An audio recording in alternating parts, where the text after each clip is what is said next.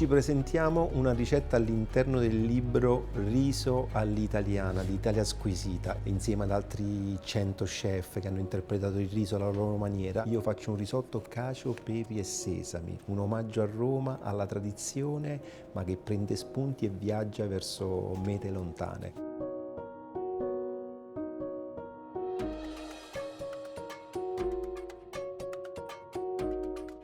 Sono Francesco Apreda, ci troviamo all'interno delle cucine di Idilio Bea Preda, ristorante stellato all'interno del The Pantheon Iconic Hotel. Faremo una dedica a Roma oggi con la cacio e pepe, quindi faremo un risotto cacio, pepi e sesami. La prima fase di questa preparazione sarà il burro acido, quindi andremo praticamente a prendere una preparazione che portò il grande Gualtiero Marchesi alla fine del secolo scorso. Lui aveva avuto questa esperienza in Francia e quindi ha portato questo burro acido, che poi si tratta di una base della grande salsa beurre blanc dei francesi, no? L'ha solo alleggerita non mettendo la panna, ma ha usato gli ingredienti che si usano per il risotto.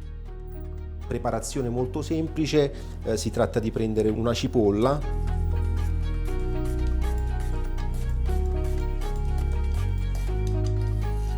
la mettiamo all'interno di un tegamino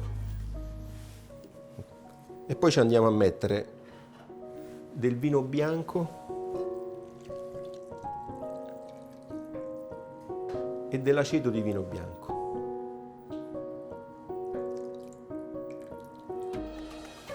e lo andiamo a mettere sulla piastra.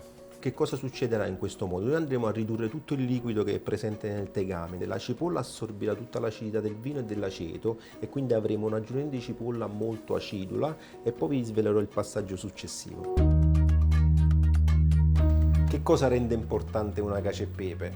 Gli ingredienti sono due, il pecorino e il pepe. In questo caso io sono un grande appassionato di spezie, quindi ho scelto praticamente i pepi nei miei viaggi in giro per il mondo. 5 pepi non troppo piccanti, ma che avessero all'interno delle note speziate da far fuoriuscire proprio all'interno del risotto. In questa cacio e pepe che poi quando diventa calda il pepe sprigiona tutti questi suoi sentori. Il primo pepe che andiamo a utilizzare si chiama cubebe. Questo è un pepe molto interessante perché non è eccessivamente piccante, ma sprigiona dei sentori di freschezza, ma anche floreali. E la sua provenienza è indonesiana, dall'isola di Giava. Il secondo pepe è un altro pepe molto interessante, sono granellini, è detto anche pepe rosso, ma è detto anche i grani del paradiso, sprigiona un sentore molto particolare, anche questo non è eccessivamente piccante, ma ha delle note di spezie che vengono un po' dal cardamomo, si sente anche un po' di zenzero, si chiama pepe di Malaguetta, viene dalla Guinea, quindi è un pepe africano. Il terzo pepe è un pepe bianco, pepe di Muntok, anche questo è indonesiano ed è un pepe molto particolare ed è bianco perché gli viene tolta la corteccia esterna e quindi si alleggerisce, è un pepe non eccessivamente piccante, ha delle note un po' particolari di canfora, ha sicuramente dei retrogusti interessanti, uno di questi è l'affumicatura perché poi dopo lo affumicano con delle braci. Quarto e quinto pepe, andiamo in India, nella mia India, uno dei pepi più pregiati al mondo e si tratta di un telicerri. Sono due diversi della stessa pianta, ma uno è nero e uno è verde. Il pepe nero viene essiccato con tutta la corteccia e quindi praticamente diciamo che ha una speziatura importante, diciamo che è il re delle spezie. Per quanto riguarda invece quello verde viene raccolto ancora acerbo, quindi è questa un po' la differenza. Si sentono tutte queste note erbacee all'interno di questo pepe molto interessante. E passiamo alla personalizzazione di questo blend di pepi, dal sesamo nero, dal sesamo bianco, dal sesamo integrale, semi di papavero e nigella, che è un seme di cipolla indiano. La particolarità proprio di questo blend è stata quella di aggiungere il sesamo, quindi una parte molto grassa per attenuare quelli che sono proprio quei sentori aggressivi di pepe. Noi non andiamo a tostare il pepe, c'è un'essiccatura, c'è un'affumicatura, quindi già a monte il pepe è pronto e perfetto.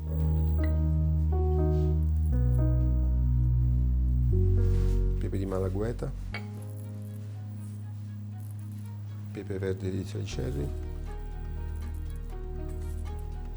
pepe nero di Telicerri. e i 5 sesami.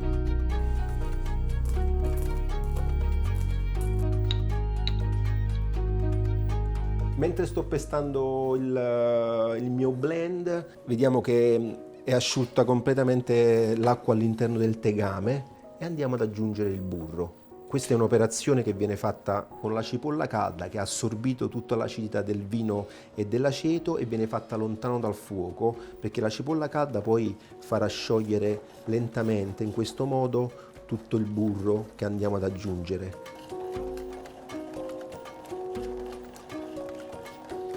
Quindi una volta sciolto il burro lo andiamo a passare all'interno di uno chinoise. Andiamo ad esercitare una leggera pressione ed quindi avremo il nostro burro acido.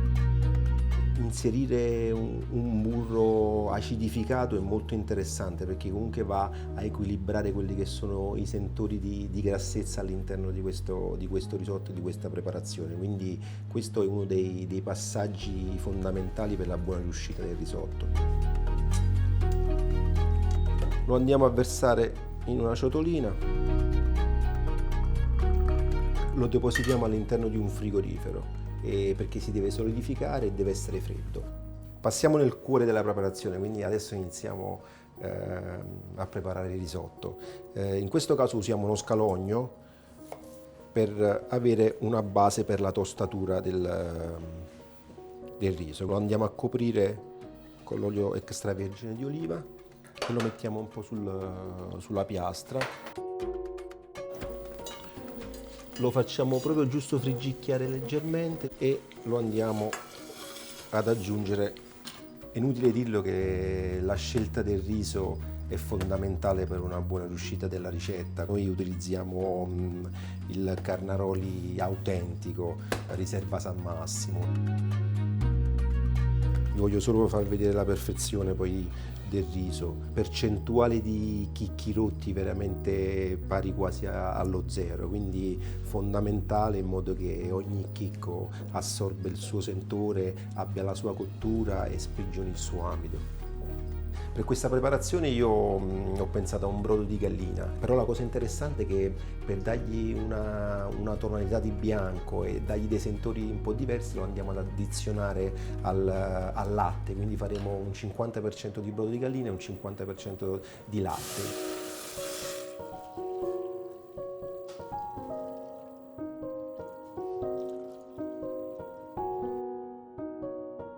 All'olio di scalogno andiamo ad aggiungere un po' di burro.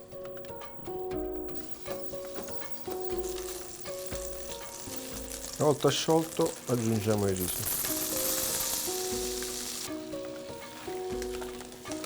Una cosa molto interessante che può sembrare banale, ma il sale va aggiunto subito nel riso. In questo caso non ne mettiamo troppo perché poi dopo lo andiamo a mantecare col pecorino che ha una sapidità importante. Quindi andiamo ad aggiungere il sale, andiamo ad aggiungere lo spumante. Una volta asciugato lo spumante, il brodo addizionato con il latte. Nella mantecatura quindi andremo ad aggiungere il burro acido che abbiamo preparato in precedenza, un burro normale e poi per bilanciare un po' le sapidità all'interno di questo riso metto poco parmigiano sicuramente, ma ho voluto aggiungere anche una caciotta semistagionata, diciamo che è un misto provolone. Allora, trascorsi i 14 minuti è ancora un po', diciamo, liquido con la presenza di brodo, lo andiamo a spostare dal fuoco. Un altro passaggio per me importante è quello di farlo riposare almeno un paio di minuti, sia perché non vogliamo un riso molto caldo, perché quando andiamo ad aggiungere il burro rischiamo di farlo separare, sia perché il chicco lentamente assorbe quel brodo che poi è rimasto ma che è carico di amido e quindi va a completarsi nella cottura, quindi 2 minuti e poi lo mantechiamo. Andiamo ad aggiungere il burro acido,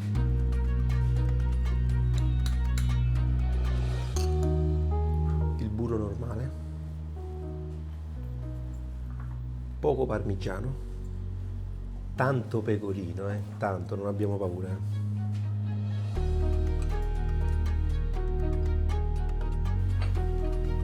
po' di provolone.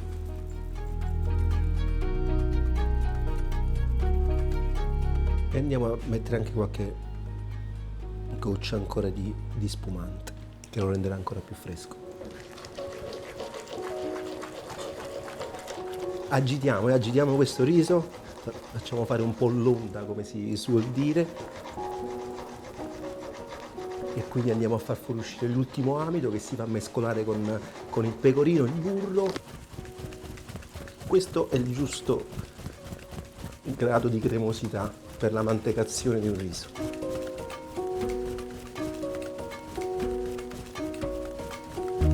Riso cremoso, passiamo all'impiattamento. Sul fondo del piatto ci mettiamo ancora un po' di provolone, perché poi dopo, quando andiamo a mettere il riso caldo sopra, si andrà a sciogliere, quindi sotto come se avessimo uno strato diverso. Fatto lo strato di provolone, andiamo a mettere il blend, quindi andiamo a coprire. Non vi preoccupate, perché poi alla fine il 50% di questo blend è fatto di sesami, quindi non è tutto pepe.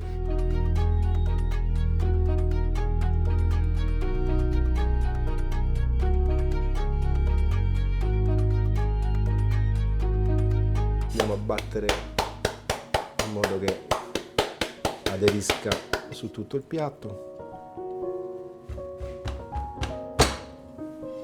E questo è il risotto cacio, pepi e sesami, come abbiamo detto, cremoso, bianco, con la sorpresa, perché quando andiamo a mettere il cucchiaio sotto si scopriranno tutti i pepi e quindi salirà tutto questo profumo inebriante che renderà questa ricetta unica.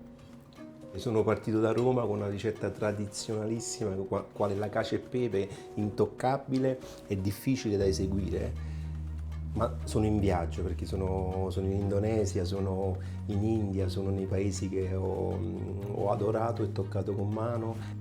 Col blend di pepi e sesami potete spaziare, potete utilizzare un po', fare una ricerca e potete personalizzare quello che è il vostro blend. Io ho il mio blend nella collana Spicy Blend by Francesco Apreta e il mix pepi e sesami è all'interno di questo scatolino.